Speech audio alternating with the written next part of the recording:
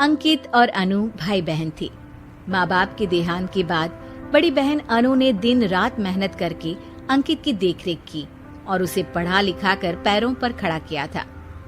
दोनों भाई बहन खुशी खुशी रह रहे थे। एक दिन, दीदी मुझे जॉब मिल गई है। अरे वाह भैया, तेरी मेहनत सफल हुई। मेरी मेहनत नहीं दीदी, आपकी मेहनत। अगर पापा के निधन के बाद मेरी जिम्मेदारी आप न उठाती तो ये सब नहीं हो पाता। मेरी सफलता सिर्फ आपके बलिदान की वजह से है दीदी। कुछ महीनों बाद अंकित की शादी सीमा से हुई। सीमा बड़ी ही चालाकी से अनु से मीठा मीठा बोलकर घर का सारा काम करवा लेती थी और खुद अंकित के साथ घूमा फिरा करती थी। वैसे तो वो सिर्फ खाना बनाने का काम ही घर में करती थी, लेकिन अब उसे उससे भी छुटकारा चाहिए था। इसीलिए एक दिन, दीदी मेरे हाथ का खाना अंकित को पसंद नहीं आता, क्या आप खाना बना दोगी प्लीज? अरे हाँ, ये भी कोई कहने की बात है, जरूर। सीमा इस बात से मन ही मन बड़ा खुश होती है और अगले दिन के झाड़ू पोछे के काम से छुटकारा पाने के लिए एक और तरकीब लड़ाती है। हॉल में जोर जोर से कराहने लगती है। उसके कराहने की आवाज सुनकर अनु हॉल में भागती हुई आती है। क्या हुआ सीमा? दीदी लगता है मेरी कमर अकड़ गई है। वो क्या है ना, मुझे झाड़ू पोछा करने की आदत नहीं है ना। मेरी मम्मी पापा ने मुझसे कभी ये काम नहीं करवाया।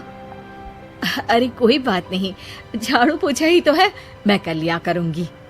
ऐसे ही धीरे धीरे सीमा ने घर के सारे कामों का बोझ अनु पर डाल दिया। घर का सारा काम अनु करती थी, फिर भी सीमा को अनु से छुटकारा चाहिए था।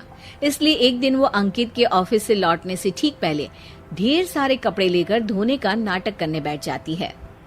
अरे सीमा, इतने कपड़े? अब क्या करूं, अकेली पड़ जाती हूँ। करना तो मुझे ही है ना। अरे दीदी से मदद ले लेती। अच्छा, ताकि सारा जमाना कहे कि भाभी बड़ी ननद से काम करवा रही है।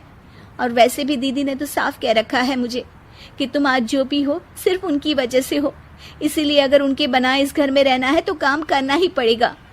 ये सब सुनकर अंकित को बहुत गुस्सा आ गया।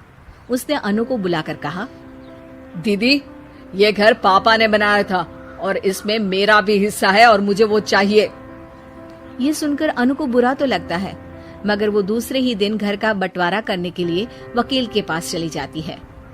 वहां से लौटते हुए अनु का एक्सीडेंट हो जाता है, जिससे वो दोनों पैरों से अपंग हो जाती है। अब मजबूरन उसकी पूरी देखरेख सीमा को करनी पड़ती है। एक दिन सारे कामों से थक कर सीमा अंकित से कहती है, अजी सुनते हो, अब मुझसे तुम्हारी ये बहन की सेवा ना होगी। अगर कल तक तुम इसका बंदोबस्त नहीं करते तो मैं घर छोड़कर चली जाऊंगी। अरे ये कैसी बातें कर रही हो? इस हालत में वो कहाँ जाएंगी? मैं कुछ नहीं जानती, बस कल ये इस घर में मुझे दिखनी नहीं चाहिए। अंकित अपनी बीवी की जिद के आगे हार मान लेता है और अनु को शेल्टर होम में छोड़ आता है।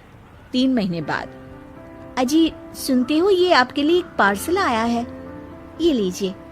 अरे इसमें तो घड़ी है और एक चिट्ठी भी है। दिखाइए तो। अरे वाह, बड़ी ही सुंदर घड़ी है, लेकिन ये आपको भेजी किसने? पता नहीं, शायद चिट्ठी में कुछ लिखा हो। आशा करती हूँ ये घड़ी तुम्हें पसंद आएगी। रक्षाबंधन की बहुत शुभकामनाएं, तुम्हारी दीदी अनु। चिट्ठी पढ़कर अंकित की आंखें भर आती है। मैं दीदी को लेने जा रहा हूँ सीमा।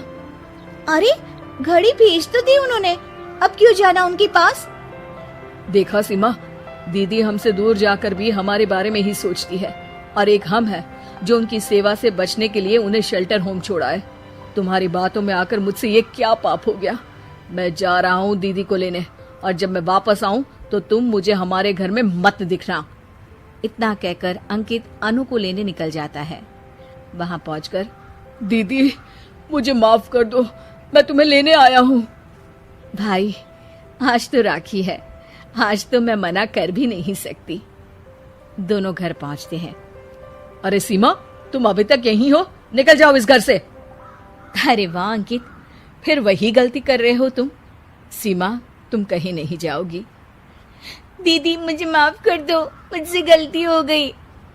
सीमा, आज ये समय माफी मांगने का नहीं है, राखी की तैयारी करने का है। चलो तैयार हो जाओ, तुम्हारे भैया के घर भी तो जाना है ना। ये सुन सीमा अनु के गले लग जाती है।